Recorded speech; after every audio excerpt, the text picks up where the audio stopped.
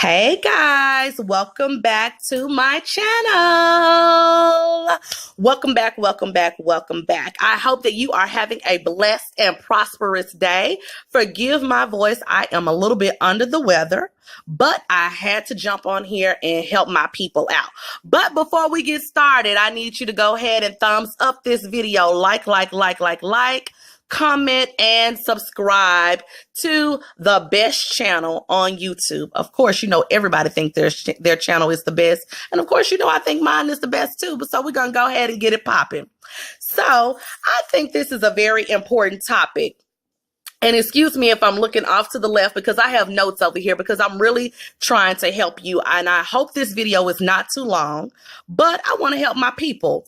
Welcome to corporate America. For those of you who have worked hard and have submitted resumes and went on a million interviews and you finally made it to corporate America, welcome, welcome, welcome. Well, not so much because there's a lot of things that come with corporate America, but don't worry about it. I'm going to help you out. So a little bit about me. I have been in the human resources recruiting industry for about, give or take, 10 years or so. I have a bachelor's degree in business administration management with a concentration in human resources and entrepreneurship. So I just felt like I need to help my people out. I always get a lot of questions about, you know, hey, Remy, you know, how do I do my resume? I want a nice resume. Or what should I do on the interview? Or how should I answer these questions? And so, you know what? I decided to make a video so that I can help you guys out. So tip number one, actually, I think I have 1, 2, 3, 4, 5, 6, maybe 7 tips. So the first thing, when you come into corporate America, it could be a little bit intimidating. It could be a little bit scary, but don't worry. You've made it through the first round of interviews. You've made it through the resume process. You are here now. But you know what? A lot of times when you go to corporate America, a lot of people don't tell you, like when you're fresh out of college, like, what am I supposed to do? How am I supposed to act? This is different from me working in the last industry, whether it was a blue collar industry or whether it was the restaurant industry. You know, you just don't know how to conduct yourself, and you want to make sure that you're professional at all times. You want to make sure that you are the best professional that you can be. So I'm going to try to help you out. The first thing you want to do is to make sure that you have a positive attitude. Okay? Don't be Miss Petty Betty. Don't be in there in the office gossip. Don't be around the water cooler trying to hear about who done slept with who, because there is a lot of drama that comes with corporate America, and there's a lot of politics. But don't fret, I'm going to help you out.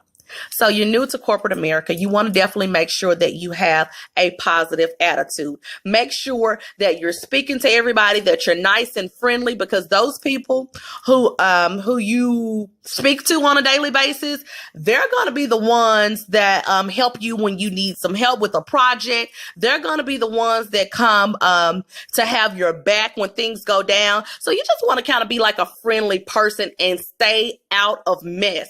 No drama. Okay. So that's the first thing you want to do. You just want to come in there and just have a positive attitude, because people read your body language. You want to make sure that you smile a lot, you shake hands, you make eye contact, and that you're just a well-rounded person with a great attitude. Okay. Number 2, you want to make sure that you dress like you are a successful professional. Okay. Now, I know this is very hard because for me, when I first got into the industry, you know, I did a lot of internships in the professional environment. But when I became a true professional in a managerial role, you kind of want to step it up a little bit. So, and I'm not saying that you have to have on your suit and your tie. I'm not saying that you have to have your skirt down to your ankles. I'm not saying that. You can still look very fly and professional, hence me. I try to come in, fly, and looking professional. But no, you can still look professional, and you can still look, very nice and decent. So let's start with my brothers, with my men. Men, facial hair. For some reason, corporate America doesn't really like facial hair. I say keep yourself groomed. If you have a goatee, just keep it groomed, nicely groomed. Once you get in and you've been there a couple of months, you can grow and do whatever it is that you want to do according to the environment that you work in, because all corporate America jobs are not the same. All environments are not the same. So you just want to, make sure that you kind of piggybacking off of what everybody else is doing. If you see John Doe over here and John Doe has a long goatee, then he's been with the company 10 and 15 years, then hey, why not? But if you see that everybody is pretty much, suited and booted every day with a low goatee and things like that, you may want to follow suit too, because you don't want anybody to give you the side eye. And for those of you who work in Tennessee, which I'm from Memphis, or Atlanta, Georgia, where I'm living now, that's a right to work state. So that means they can fire you at the drop of a dime just for the color shoes that you have on. You can come in one day and they don't like the color of your shirt. So you don't want to give them a reason to just let you go over craziness without them seeing your ability and what you're capable of bringing to the table. So just be mindful of that. Also, for my ladies, I've seen this a lot in corporate America. We don't want to see your cleavage. Cover it up. Bring it up. I love tank tops. That's just my thing. It's easy. It's cute. I can mix and match them. But make sure that your tank top is not showing cleavage, because you don't want guys looking, or women looking, down your shirt instead of in your face when you are trying to have a conversation with them and you're trying to be professional and they're looking at your cleavage. You definitely don't want that. Ladies, when it comes to high heels, a lot of professional buildings allow you to wear, or atmosphere, I could say, allow you to wear high heels, but they're not talking about your stripper shoes. Leave your Magic City shoes at the crib. Bring those out on Saturday and Sunday, okay? Don't bring those out in the corporate industry. We don't want to see that. We don't want to know what you do in your spare time.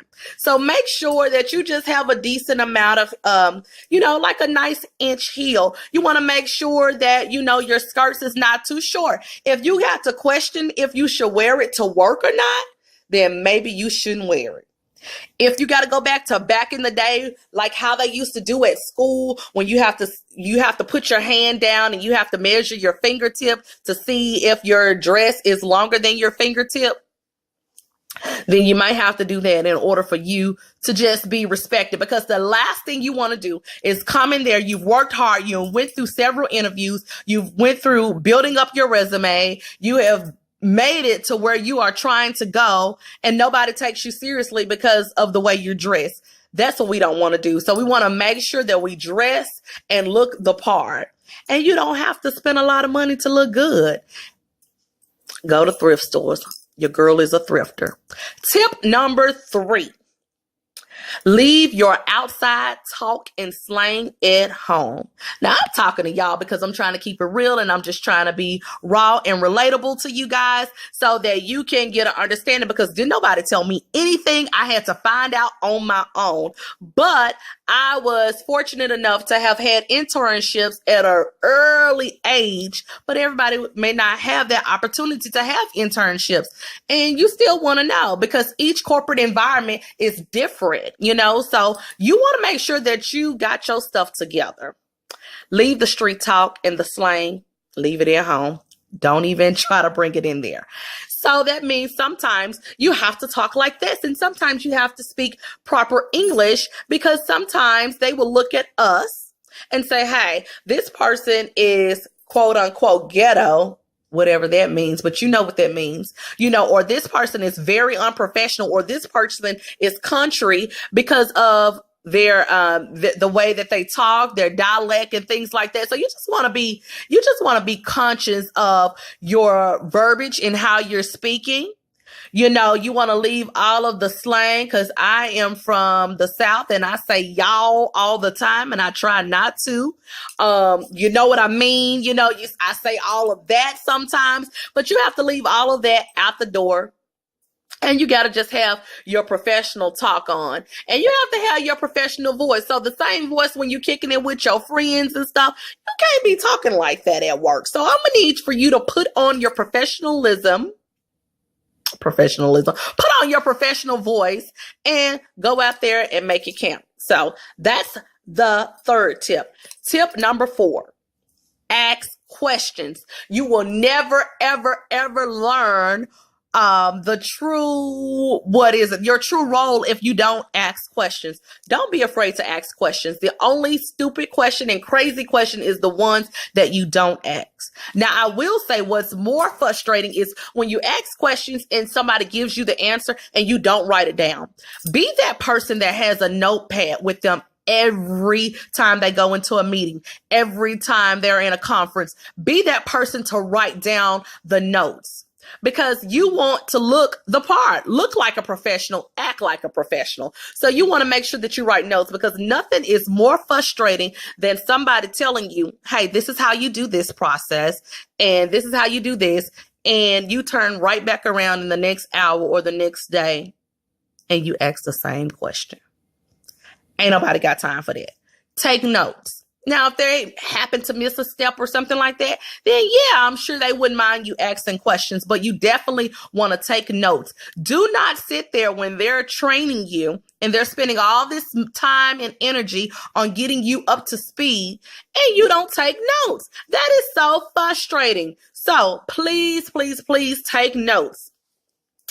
Also, let's see what else we need to talk about when it comes to asking questions. Oh, when you are in a boardroom. There has been several times I've been in a boardroom and a conference and I don't know what the hell they talking about. It's like crickets, and it's like a foreign language. I don't know what you're talking about. I don't know what you mean. But you know what? You sit there and you nod and you take notes. And then what you do is you go find someone who's very knowledgeable of what could possibly have been going on. And you just pull them to the side and say, hey, could you explain this or could you break this down? What do they mean by that? You do not want to be the person in a room of 12, 15, 20, 30 people, however many people in your conference room. You don't want to be the person that say, hey, what you mean by that? What you talking about? I don't understand. You do not want to be that person because that is not professional. So if it is something that you don't understand, then write it down. Get with somebody later. Now, if they table the conversation for open communication, then, hey, the best way to say you don't understand is, hey, can you elaborate on that a little bit more? Or what's another way that you can say that you don't understand? Could we go a little bit more in depth with that? In my previous position or with my predecessors, we didn't do that. So could you explain that? That's a good way of saying, I don't know what you're talking about. Okay. I'm just trying to help my people. Welcome to corporate America. Tip number 4, do not be anybody's flunky. You go in there with your head held high, whether you know your position, whether you know your role or not. You go in there and you act the part. You fake it till you make it. Speak up. Tip number 4, speak up. Don't let anybody belittle you. Don't let anybody tell you what you can't do. Don't let anybody tell you what you're incapable of doing. Don't let anybody tell you that you're not worthy. Because sometimes in corporate America, a lot of people think the new people, they're intimidated because you're fresh out of college. Your degree may be a little bit newer than theirs, or you just look better than them to them, or it could be a lot of craziness and a lot of pettiness and a lot of jealousy, but you go in there with your head held high. You go in there speaking and, try to have an outgoing personality and try to be very approachable, and speak up. If it's something that you absolutely do not tolerate, especially for my women, and I'm not going to discriminate the men, but it happens more often with the ladies, sexual harassment. Been there, done that. But you know what? I've always nipped it in the bud. So you just have to be careful because people will try you I have had my patience tried, and that's going to be a whole nother video on what to do when somebody try you at your job, and how do you stay professional and still be able to maintain your sanity and maintain your professionalism. But if you do see an issue and you see that it's something that's going on and it's quite not right and that's a little bit unethical, speak up. That's a part of being a true professional, because if you don't speak up, then nothing will get done. When it won't get fixed. So you just definitely need to speak up and make sure that you you just do your part. So we had keep a positive attitude, dress successfully, leave all the street talk out the door, ask questions, and speak up. Those are some of the main important things for new people that are coming into the corporate America industry. Like I said, as I think of more tips, if you have questions and you want me to make another video, if you need examples on different things, holla at your girl. I will definitely help you. I want to see all my people be prosperous and blessed. So, my beautiful people, again, like, comment, and subscribe, and I will be back with another video. If you guys want to see more videos like this, then give it a thumbs up, leave a comment, and I will do another video, a part 2 on this, on how to be successful in corporate America. Love y'all. Mwah.